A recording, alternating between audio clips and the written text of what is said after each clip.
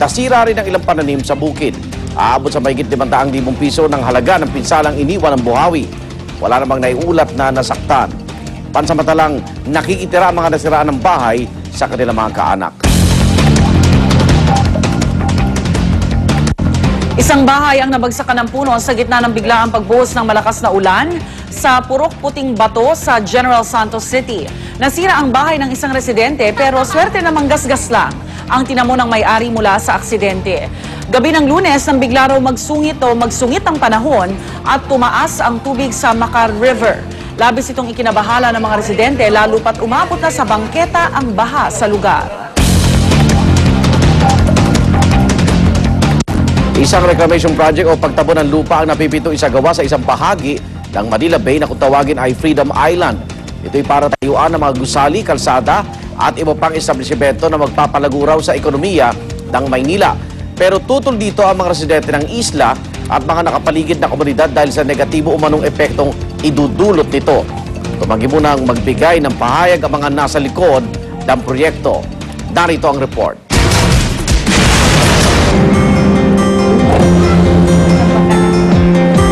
Sa loob ng 5 taong paninirahan ni Mang June sa Freedom Island, saksi siya sa mabilis na mga pagbabago sa bahaging ito ng Manila Bay. Ang paglinis ng dating maduming baybayin, ang pagdayo ng mga rare at endangered species ng ibon, at ang pagdating ng iba't ibang biyaya mula sa dagat. Konting huli. Pero lahat daw ng ito napipintong mawala. Pag natambakan na yan, nang una lalalim tong area ito. Tapos mga isda lalayo, ganyan. Hindi nakaabutin ng mga lambat namin na mawawalan kami ng hanap buhay pag nangyari yon. Sa proyekto ng Philippine Reclamation Authority o PRA, mahigit 600 ektarya ng dagat sa harap ng isla ang tatabunan ng lupa upang tayuan ng mga gusali, kalsada, bahay, paaralan at palaruan. Magdudulot daw ang proyekto ng mga bagong oportunidad para mas lumago ang ekonomiya ng Maynila at maging sentro ito ng turismo at komersyo. Inaasahan na rin lilikha ito ng mga bagong trabaho. Hindi naman daw makakasira sa kalikasan ng proyekto, magkakaroon pa nga raw ng sapat na solusyon sa problema ng basura, dumi at pagbaha. Aayusin din ang mga estero, kanal, liwasan at kalsada at papaluwagin ang daloy ng trapiko. Pero bukod sa mga residente ng isla, tutol sa reclamation project ang mga komunidad na nakapaligid dito. Paglabag daw kasi ito sa Presidential Proclamation 1412 na nag-uutos na dapat isaalang-alang ng lahat ng mga reclamation project sa tinaguriang Las Piñas, Parañaque Critical Habitat and Ecotourism Area ang pangangalaga at pagpreserba sa mga likas na yaman at kapaligiran. You affect also the marine life in the area. Kung ang tatabunan mo ay kung saan may sari-saring buhay, malaki yung epekto noon dun sa mga nakatira doon. Sasagasaan daw ng proyekto ang 175 ektarya ng ecotourism area, natahanan ng mga isda, limliman ng mga ibon, at nagsisilbing likas na pananggalang sa pagsusungit na panahon. Yung reclamation kasi, ang ibig sabihin nun, tatabunan mo yung kasalukuyang bahagi ng tinatawag nating coastal area. May sinisira kang tinatawag na ecosystem. May naninirahan dyan ng mga hayop, naninirahan dyan ng mga may tumutubong mga halaman. Nitong Abril, inaprubahan na ng Korte Suprema ang petisyon para sa writ of kalikasan ng mahigit 300,000 residente ng Las Piñas sa pangunguna ni Cynthia Villar, dating kinatawan ng syudad. According to our Constitution, we are entitled to a safe and balanced environment. And if we feel that we are being deprived of that, we can file for a writ of kalikasan to protect us from that. Sa isang pag-aaral na kinumisyon ni Villar, nakumpirma raw ang kanilang mga agam-agam na lulubha ang pagbaha sa Las Piñas at sa mga katabing bayan kapag natuloy ang reclamation project. If they reclaim this, there will be massive flooding in Parañaque, Las Piñas, and Bacoor. Aabot sa 65 barangay sa Las Piñas, Parañaque at Bacoor ang tinatayang lulubog oras na mangyari ang matinding pag-ulan. Taong 1996 pa raw nagsimula ang reclamation sa Freedom Island, pero ipinatigil ito ng Korte Suprema.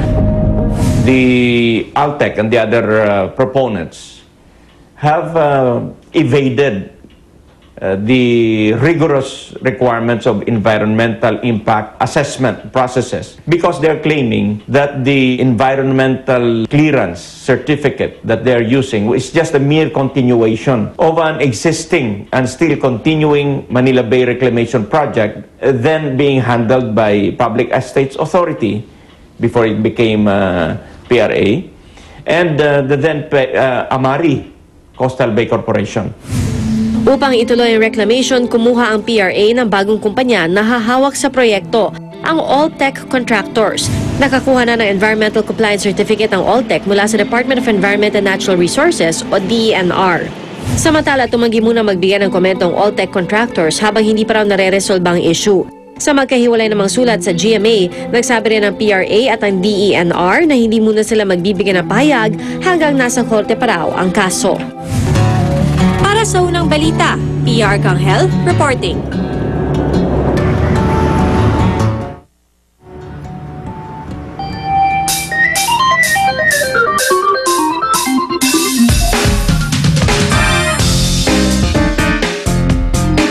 Kilala ang Marikina sa paggawa ng sapatos. Kaya naman ho dito sa Marikina Trade Fair, makakakita kayo ng maraming sizes and style ng mga sapatos. Importante yan kapag pumipili ho tayo ng mga bibiling sapatos sa ating mga anak ngayong magbubukas na ang klase. Siyempre, kailangan komportable, medyo affordable ang budget.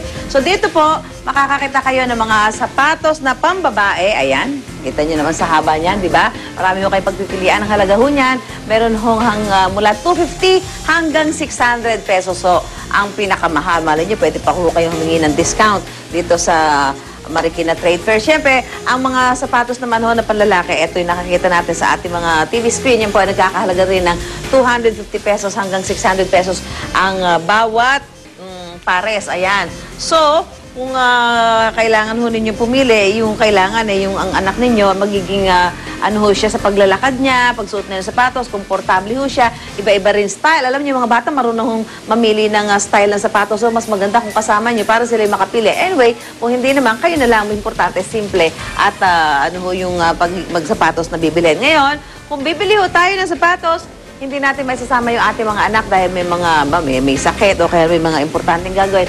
Magsukat na lang ho tayo. Ito, yung nakagisna na ho natin, di ba? Yung sinusukat ho natin sa karton. Lagyan ho natin ng konting allowance, ano? Doon sa sukat talaga ng paa ng ating mga anak para ho maluwag din sa kanya. Huwag yung eksakto dahil baka ho hindi maiyasuot na. Paano naman ho natin mapapanatiling matagal ang buhay ng ating mga sapatos? Siyempre, ito, kailangan tayong paglilinis dyan. Kailangan para lagi makintab. Meron tayong pang shoe shine. Ayan, meron ho tayo dito mga shoe shine. Meron tayong ginagamit na mga bimpo para mapakintab. Brush. Ayan. Meron din tayo dapat itong shoe bag. Ayan, maganda tela para ho mas na pabag nakukudkod nyo yung sapatos, nalilinis ho, natatanggal ho yung mga alikabok. Lagyan din ho natin ng mga, ito, ganito yung dyaryo, yung mga dyaryo papel. Ilagay ho natin doon sa loob ng mga sapatos para hindi ho masira yung forma, hindi ma-deform. Ayan, hindi gumamit tayo ng mga crumpled paper para pagkatapos isuot ng ating mga anak, ilagay natin dyan para balik pa rin sa dating forma dahil may tendency siya na mayuping ganon kapag hindi nilagyan ng mga crumpled paper. So, yan ho yun lang sa mga tips natin sa ating mga nanay para tumagal ang buhay ng sapatos ng ating mga anak at paano ba ang tamang pangangalaga sa mga sapatos.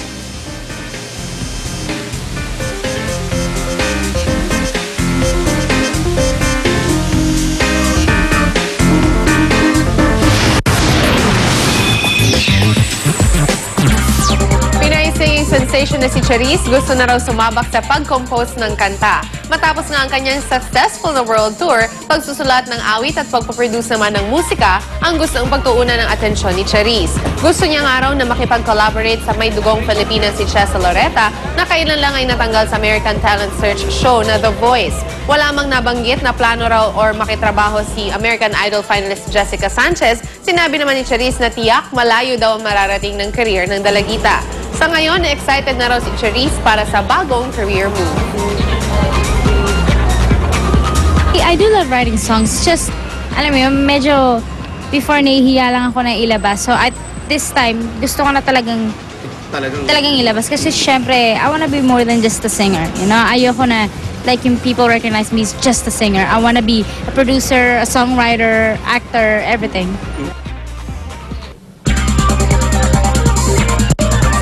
ilang miyembro ng jury para sa 2012 Cannes Film Festival dumating na sa France. Pinangungunahan nga ng Italian actor and director na si Nanni Moretti ng 9-member jury na husga kung anong pelikula ang dapat mag-uwi ng prestigious Palme d'Or Award. Magbubukas ang Cannes Film Festival sa May 16 at magtatagal ang event hanggang May 27. Inaasahang darating sa okasyon ang ilang Hollywood celebrities tulad ni Brad Pitt, Nicole Kidman, pati na rin ang young stars na sina Kristen Stewart at Robert Pattinson. Nakatakdang ipalabas ang daan-daang pelikula sa annual event. Magbabalik pa ang unang chika, so stay tuned. At ang hirit namin mamaya, siyam na detainee na tumakas sa custodial holding cell ng Mandaluyong Police, tinutugos na. Dalawang Chinese na sangkot umano sa bentahan ng iligal na droga. Arestado. Abangan yan at iba pa sa unang balita. Mamaya.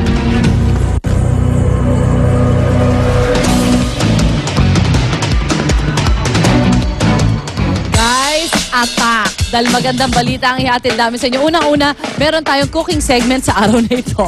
Pangalawa, bumaba ang presyo ng sardinas from 13 pesos 50 centavos to 12 pesos 80 centavos. So, stock up mga nanay. Pero, baka naman nagsasawa ang ating family sa usual ginisang sardinas natin. Kaya nandito ngayon si Miss